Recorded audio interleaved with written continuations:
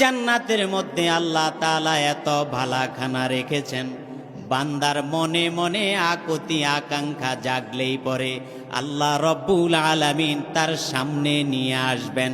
বান্দা ইচ্ছা করবে মুখ খুলে বলতে হবে না, জান্নাতের মধ্যে এত নিয়ামত দান করবে। ও সাহাবী, তুমিও যদি আল্লাহর রাস্তায় শহীদ হয়ে যাও, আল্লাহ পাক তোমারে ওই নিয়ামতের ভাগীদার করবে। জোরে পড়ি সুবহানাল্লাহ। সাহাবী বলে, ইয়া রাসূলুল্লাহ, ও আল্লাহর হাবিব, তাহলে আমি এখন এই জিহাদে শরীক হয়ে যেতে চাই। নামাজ আমার উপর এখন যেহেতু ফরজ নাই, রোজা যেহেতু আমার উপর ফরজ নাই, যাকাত আমার উপর ফরজ নাই, ইয়া রাসূলুল্লাহ, আমারে আপনি পথ দেখায়া দেন, আমি এখন কি করব? নবী বলে, খায়বরের লোকদের হাজার হাজার ছাগল বকরি তোমার সাথে আছে, ও সাহাবী যাও এগুলো দিয়ে আসো।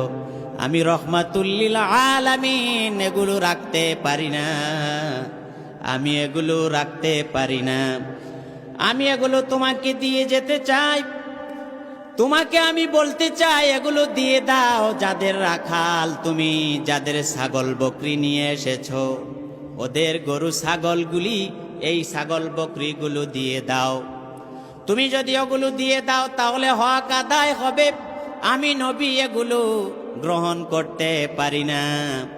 আল্লাহর নবীর কথা মতে হযরতে আসওয়াদ বিন গালিব খায়বরীদের সমস্ত ছাগলগুলি দিয়ে আসলেন। দিয়ে এসে নবীরে ডাক দিয়া বলে, ইয়া রাসূলুল্লাহ, ইয়া রাসূলুল্লাহ, আমি তো তাদের ছাগল বকরিগুলো দিয়ে এসেছি। ও আল্লাহর পয়গম্বর, আমি এখন কি করব? নবী বলে, জিহাদে শরীক হয়ে যাও। সাহাবী যুদ্ধে শরীক হয়ে গেল।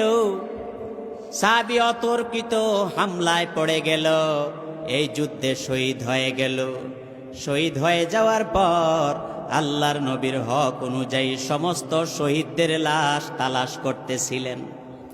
সাহাবায়ে কেরাম আসওয়াদ বিন গালিবের লাশ নিয়ে আসলো। একজন সাহাবী ডাক দিয়া বলে, ইয়া রাসূলুল্লাহ, এই সাহাবীকে তো চিনলাম না।